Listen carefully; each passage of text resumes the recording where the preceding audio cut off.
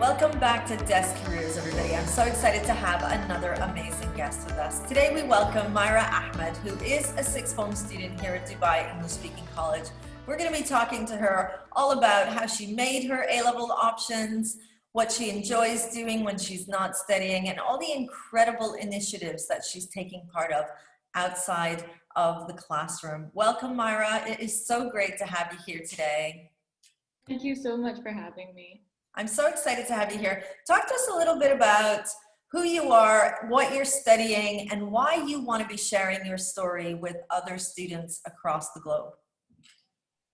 So I'm Myra. I am 17 years old. I am currently doing my A-levels. I'm studying politics, economics, and English literature. And these are three subjects I really, really love. I'm very passionate about them.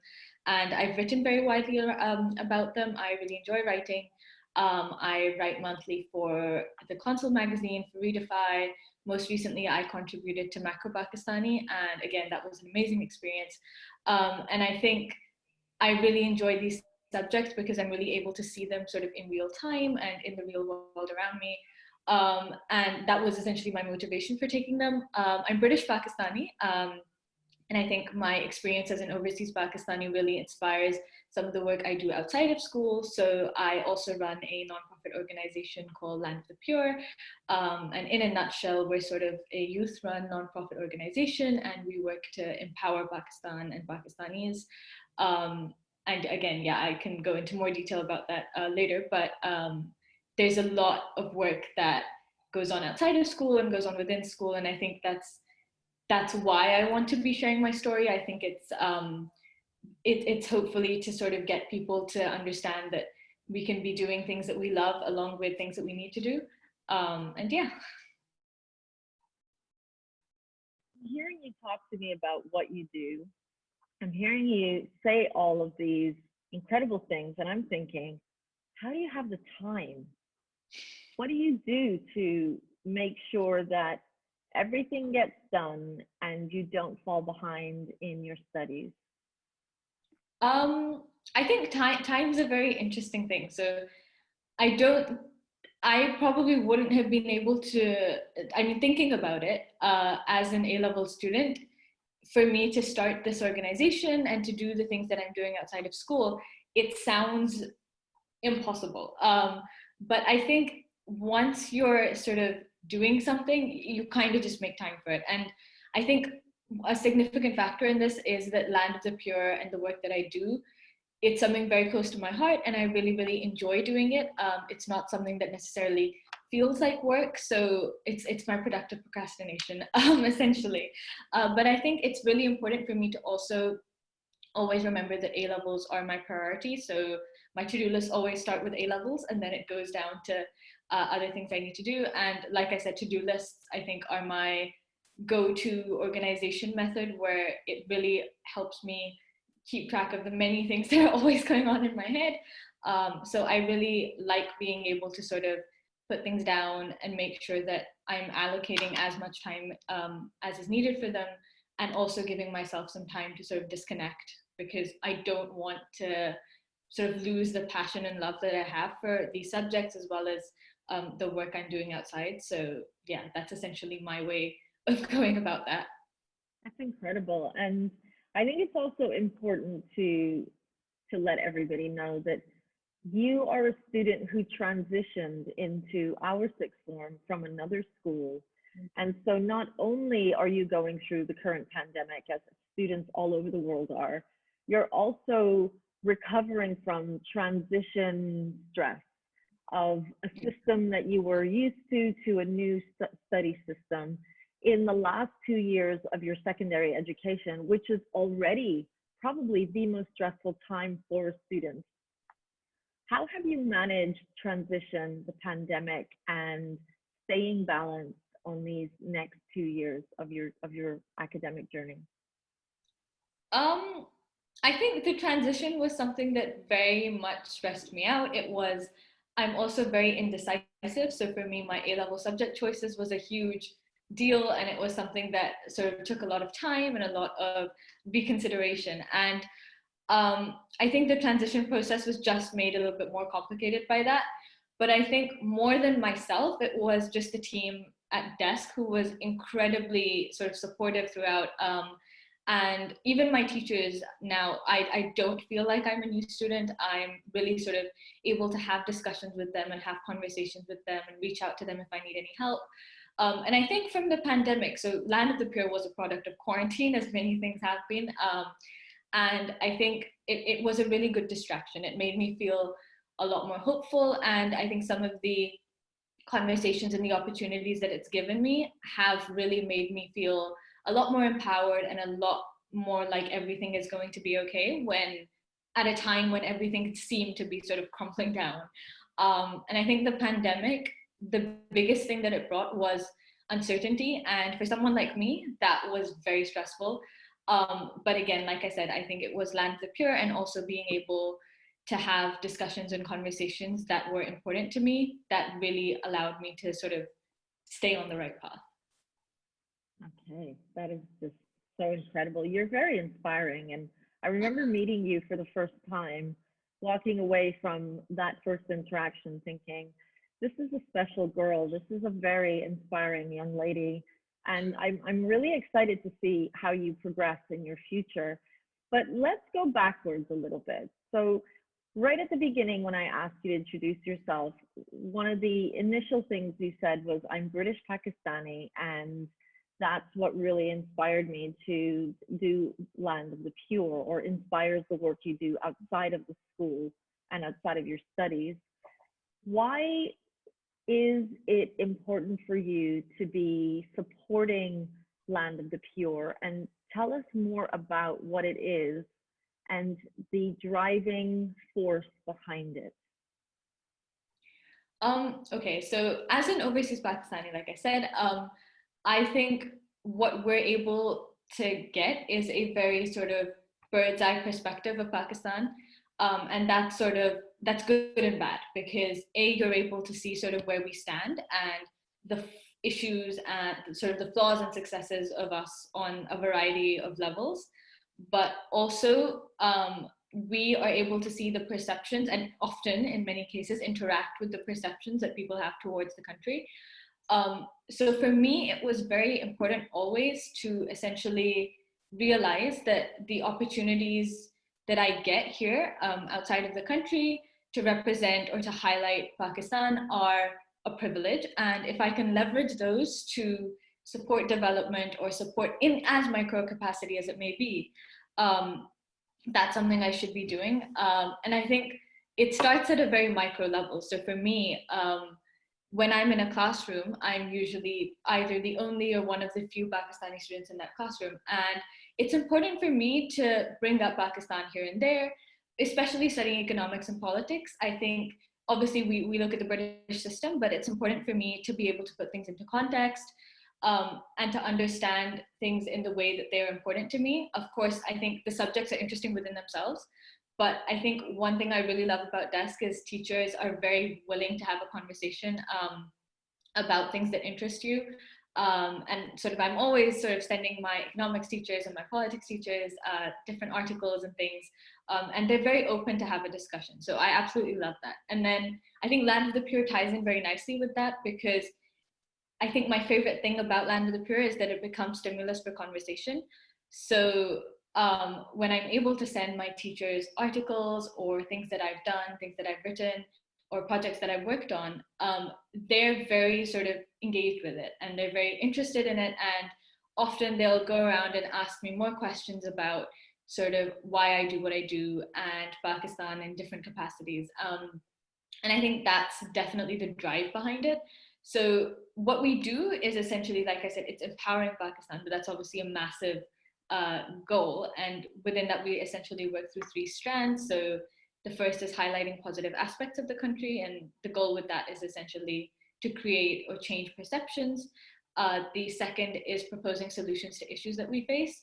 And with that, it's not just changing perceptions, but also changing Pakistan so that it aligns with the perceptions that we want people to have, and that we overcome the social, political, economic issues that we face. And the third is providing and highlighting opportunities that young Pakistanis can take part in.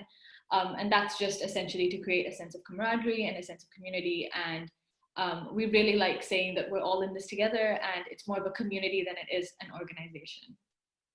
Incredible, incredible. Myra, what is the number one stereotype about Pakistan that you are really, really driven to change in the world?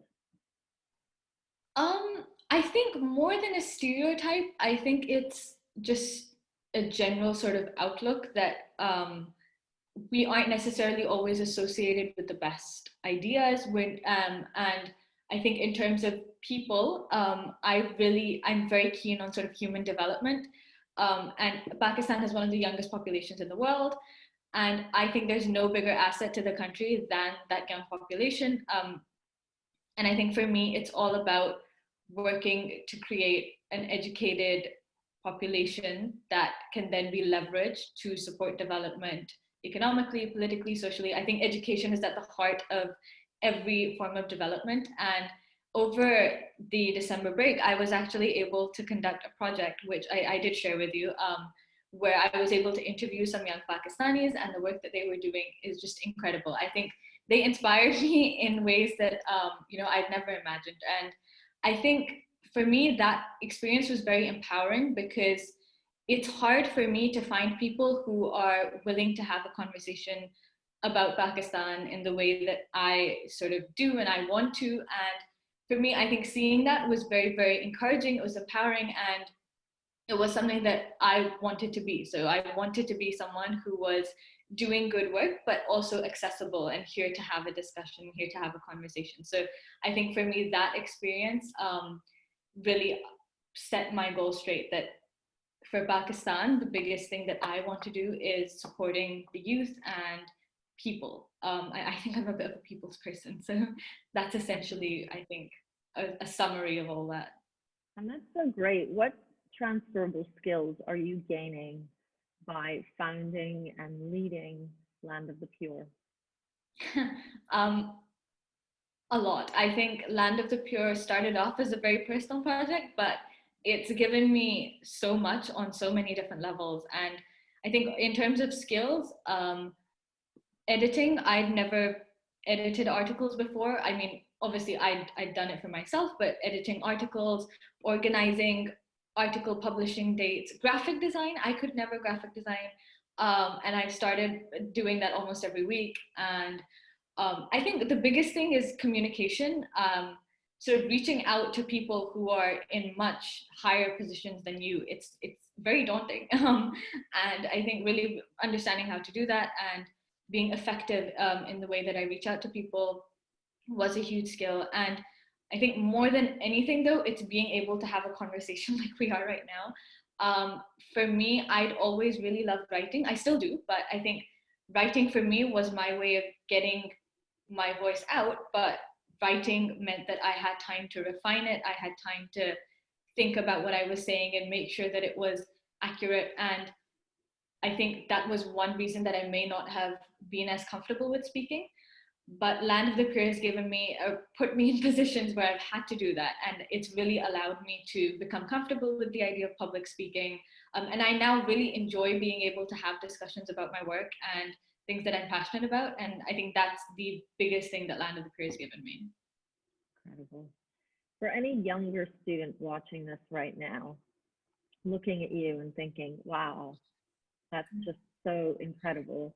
What are your top 3 tips for them to not only be great students, but also to find something that they're really connected to in the world, just like you? Okay. I think my first one would always just be to go for it. I was very reluctant to do many things before, and starting Land of the Pure was a very spontaneous thing. And since then, I've become a lot more spontaneous with the things that I do. And I'm very okay with putting myself out there and sort of asking a question, even if it's a very useless question. I think that it's about just being comfortable with putting yourself out there. And that's hard. It definitely takes time and experience, but eventually everyone gets there. Secondly, it would be always to follow what you love. I was doing my EPQ recently, and I was focusing on British foreign policy. And the reason for that was because I wanted to project a more global understanding. But I did realize that by doing the one project that I could do on anything in the world, not doing it on Pakistan, which is where my passion and interest lies, I wasn't really being true to myself. And changing that was hard. It was definitely difficult. And I'm sure my teachers absolutely hate me for changing it this many times. But again, they were so supportive and so encouraging of me to just follow what it is that I wanted to do. And I think that's so important for everyone to do, because when you're passionate, you just sort of you fly. And I think that's what everyone really needs to focus on, rather than sort of what it takes to get into university or what it takes to get into a particular line of work. And thirdly, I think it would be to go ahead and explore what we're doing in school or in class beyond the syllabus as much as possible, because I think that's where you really, even grades wise, it really helps in putting things into context, but also it allows you to maintain that connection with the subject rather than just having it as an A level, because A levels are stressful. And one thing I really didn't want to do is start hating politics or start hating economics. And for me, it's really being able to look beyond the syllabus that makes sure that I'm as passionate about them as I was coming into lesson. Incredible. Myra, when you think about life after your studies, what do you see yourself doing? That's a good one, because I'm not actually sure. So one thing I am sure of is that I want to study international relations. Again, I really sound like I know what I'm doing. I probably will change this. I don't. And I think I've become a lot more comfortable with that sense of uncertainty. But I think one thing that I don't necessarily want to be doing is a 9 to 5 job where I'm sort of in an office all day or working on something in one position all day. I really like being sort of on ground, doing some hands-on work. And I am definitely one for analysis. So politics and economics, I really prefer being on the sidelines and looking at things. I'm not the biggest fan of debates, etc. I really like looking at what people are saying and analyzing that. But that said, I don't think I would be one to be in one position all day long. It would definitely be something a bit more hands-on, where I am able to really interact with the community I'm trying to impact. And I think something that contributes to the greater good, where other people are benefiting from what I'm doing more than I am. I think that would be the ultimate goal for me. Incredible. How do we find Land of the Pure? So define Land of the Pure, sorry. How do we find? Oh, okay. So Land of the Pure is everywhere, on all sort of platforms. And our website is landofthepure.net, and that's essentially where we post our articles. And it's essentially a concoction of a number of articles that are on a variety of topics. And I think when you go to Land of the Pure, you can really explore Pakistan from a variety of lenses. And our Instagram is where we're most active. So that's landofthepure.official. And on there, we essentially post all our sort of all article snippets and details of sort of what we're doing, and also our monthly specials where we do these interactive sessions, etc., which is again a core part of the goal and the mission. Incredible. Thank you so much, Myra. I'm going to say it again, you're just so inspiring. And I love how authentic you were in responding to what do you see yourself doing. And I think that's the number one fear that young people your age have, is honestly answering that question with, you know what, I really don't know, but I'm still exploring and I know what I don't want to do. And I think that's absolutely okay to be in that place, but so important for you more young people to hear their role models, just like you, also being very authentic and saying, you know what, I'm still discovering, I'm still exploring, and I'm really enjoying this process. And I encourage everybody else to be okay with that exploratory time. So thank you, Myra. Thank you for Thank you so sharing much for having Land of the me. Pure, and thank you for finding a way to connect what you're learning and how it can serve the greater good, not just for people in Pakistan, but also in educating people all over the world. Because I also believe that education is the key, and I believe that communication is the platform to helping people understand, connect, and really take care of our global community. So thank you, Myra, for being so young and being such a great teacher to all of us. Thank you so much. That brings us to the end of another incredible interview. I don't know if this doesn't inspire you, I really don't know what will. Young people, not just at Dubai English Speaking College, but all over the world, are so mature. Their thinking process, their vision, all they need is for us to help inspire them and help pave that pathway ahead, giving them opportunities to have a voice and to show that education is helping them to inspire people all over the world, regardless of age or ethnicity. Thank you all for watching. Reach out to Myra on Instagram. That's where she's most active. landofthepure.official is the handle you want to be looking for. And I can't wait to hear more about your progress in the upcoming future. Thank you all for watching. We'll see you again at our next Deaf Careers Digital Spotlight.